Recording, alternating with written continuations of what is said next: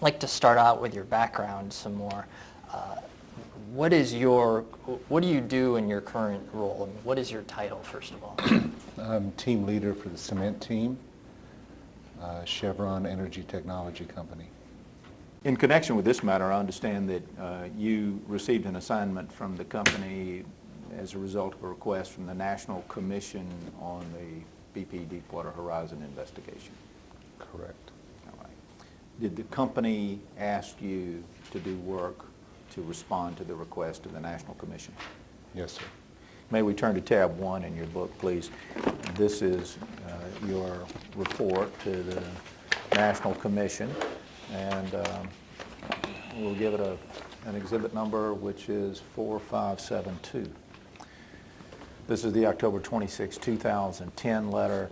It says on the second page at the bottom, Craig Gardner, and has a signature. Is that your name and signature? Yes, sir. Does this report include all of the information that was considered and used in performing the tests at Chevron? Yes. Was it your purpose at Chevron to evaluate the testing procedures used by Halliburton at each juncture for each test, as distinguished from the general parameters of the API 10b-4 documents, which we've already reviewed? The purpose was not to evaluate the Halliburton protocol. The first thing I wanted to ask you is, I just want to clarify for the judge who's watching that it's your understanding that the testing you performed at the request of the National Commission was done on shelf samples, essentially, correct, out of the Halliburton laboratory? Correct. Okay, and so it also, what that means is you did not test the actual cement and blend as it existed on the rig, correct? Correct. So what I'd like to understand is, in your opinion, this preference for testing rig samples is primarily in response to a concern that there could be variability between testing rig samples and any other source of the same branded cement, correct? True. Now, it's not just, indeed, when operators generally go offshore to go to the rigs and bring back their rig samples for testing, they don't just bring back one, but they actually update that sample on a I don't know, 20 or 30 calendar day basis, correct? You can get multiple samples from the rig, yes. Okay, and I just want to be clear, I'm not saying multiple samples, I'm talking about multiple successive samples over time. Sampled multiple times. Right. And so, for example, if we bring in a rig sample and test it in the lab, and 60 days later they want to test again that same cement blend, they might go out and get rig samples again or resample the blend on the rig, correct? Yes. And that's in response to a concern that even with the duration of time, there could be chemical changes in the characteristics of the cement, correct? Yes. More specifically, do you believe that your testing is a reliable indication of what would have happened if you tested the rig blend? I'd have to test the rig blend to Oh, answer okay. that. And I'd just like to ask you, do you believe that the report, the testing that was reported in this report that we've been talking about all day, do you believe that it proves that the rig cement was unstable? Proves is a strong word. Right. It demonstrates this slurry design as tested with these materials was not stable. Right. But we've already established, though, that what you tested was something other than rig cement, right? That's true. And cement being what it is, something that changes over time, changes based on environmental conditions, has its own unique characteristics. There's the potential for variability in testing between what was on the rig and what you tested in your lab. Correct.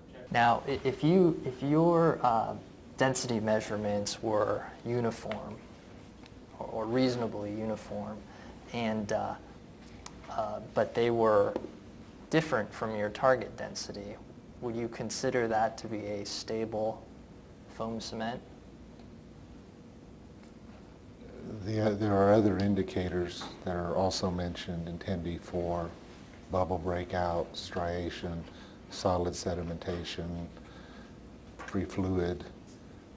In the absence of all of those, and if the numbers were reasonably uniform around the target 14.5 value, then you would call it stable. Okay.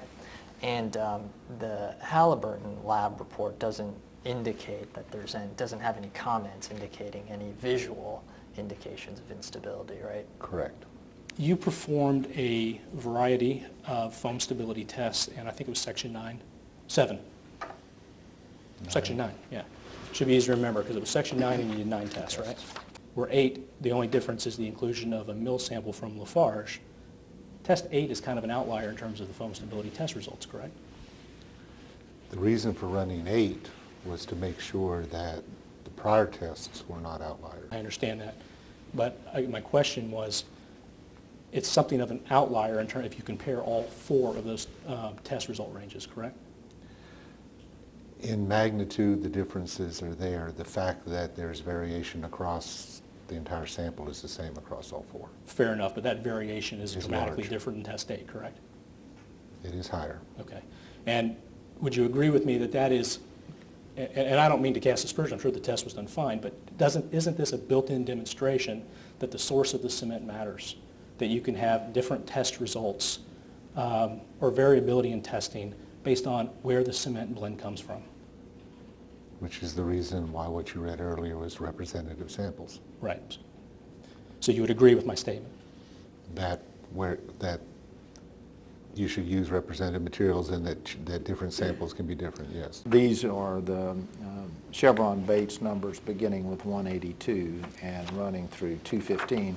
Particularly ask you to look at the chart on page 189. All right.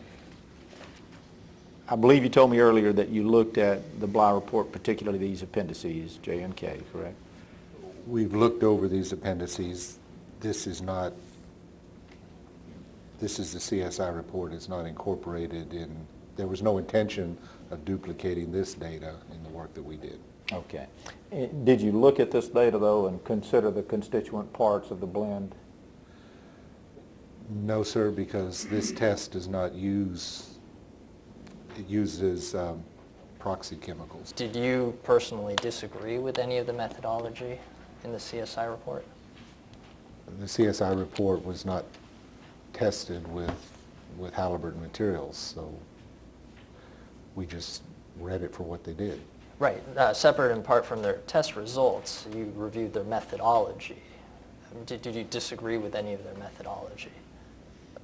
I would say we just didn't give it a lot of weight, except to read what was, just to read the report. I want to talk to you just about conditioning time generally. What is the purpose of conditioning a base slurry? The purpose of conditioning any slurry is to try to replicate downhole conditions as best you can. And by downhole conditions, we're talking Temperature about and pressure. Temperature and pressure. And so if you do not condition the base slurry, you are essentially not subjecting your slurry to what you think would be the proper, as accurately as possible, the downhole conditions it's going to experience in placement, right? Well, the discussions around that are, in the case of foam, it's difficult to completely replicate the downhole because in foam you generate the foam, of course, on surface and then subject it to temperature and pressure. Right. So it's difficult to completely replicate. And in fact, API doesn't have any suggestions or recommendations about conditioning foam slurries, does it? As we said in the report, they're silent on the issue. And so if a company a cement contractor or operator wants to condition that slurry, the base slurry, before it's actually foamed for example, a foam stability test, that's not prohibited by API, is it? And in fact, there are some good reasons you might want to do it, correct? Like I say, conditioning is generally a good thing.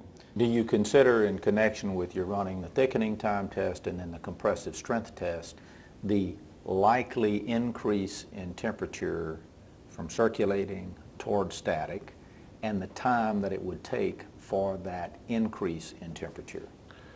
Are you asking me whether the temperature ramp on a compressive strength test is based on a modeling of the return from circulating to static? Yes. We usually, in the Chevron lab, we usually use a 4-hour heat up. That's based on internal work on using just exactly what you're asking, heating it on thickening time, bringing it to schedule, et cetera, et cetera. So over time, the protocols we've developed are a 4-hour heat up and a full bottom hole pressure.